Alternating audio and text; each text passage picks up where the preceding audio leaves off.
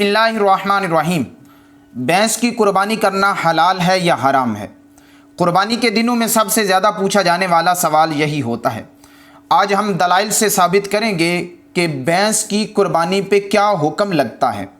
सबसे पहले तो भैंस को अरबी ज़ुबान में जामूस कहते हैं।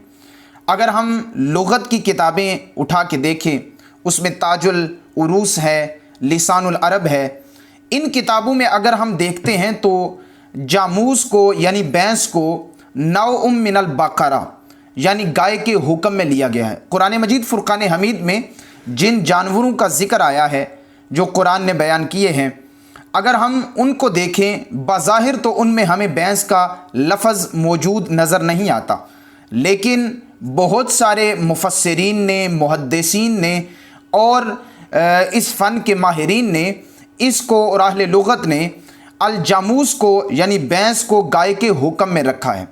तो दूसरा इमाम दैलमी ने एक किताब लिखी है मुस्नद फ़िरदौस, उसमें उन्होंने लिखा है अल जामूस तुजज़ी अन सबअतिन फ़िल उदहिया, यानी जो जामूस भैंस है ये 7 हिस्सों को कुर्बानी में किफ़ायत कर जाती है।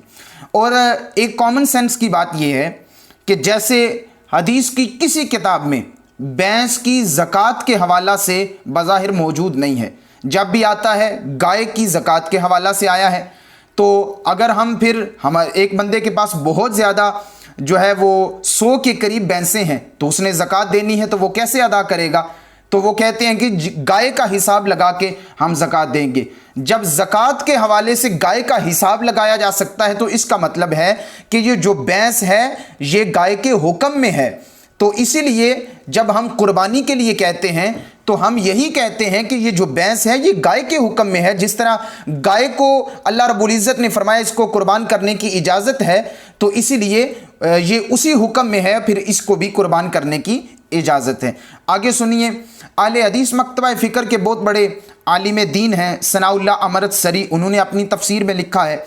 फिर आगे आले हदीस मकतबा फ़िक्र के बहुत बड़े आलिम दीन हैं हाफिज़ सलाहुद्दीन यूसुफ़, इन्होंने एक पूरी किताब लिखी है कुर्बानी के मसाइल के हवाला से, ईद उल अज़हा के हवाला से, और इन्होंने इसमें बाकायदा भैंस की कुर्बानी के हवाला से जवाज़ के कायल हैं। फिर आगे जो है वो बहुत बड़े मुहक्किक और आलिम दीन आले हदीस मकतबा फ़िक्र के अलामा ज़ुबैर ज़ई, हाफिज़ अलामा ज़ुबैर ज़ई, इन्होंने एक फ़तावा लिखा है, फ़तावा इल्मिया अल मारूफ़ तौज़ीहुल अहकाम। तो इसमें लिखते हैं कि ऊँट, गाय और बैर और बकरी की कुर्बानी तो कुरान और सुन्नत से साबित है, लेकिन ये बात सही है कि भैंस गाय की एक किस्म है। और आगे एक जुमला लिखते हैं, कहते हैं इस पर आइमाए इस्लाम का इजमा है। और फिर ये इसकी तायीद के लिए इमाम इब्नुल मुनज़र का इजमा लाते हैं, कौल लाते हैं।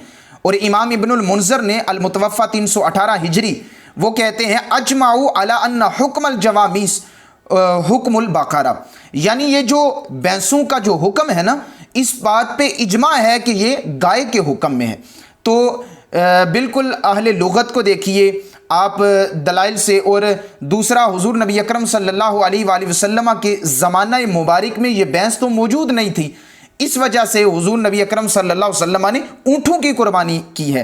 तो जब ये हुक्म इनका मिल जाता है और ये भैंस गाय के हुक्म में आ जाती है तो बिल इत्तिफाक और बिल इजमा भैंस की कुर्बानी करना ये जायज़ है।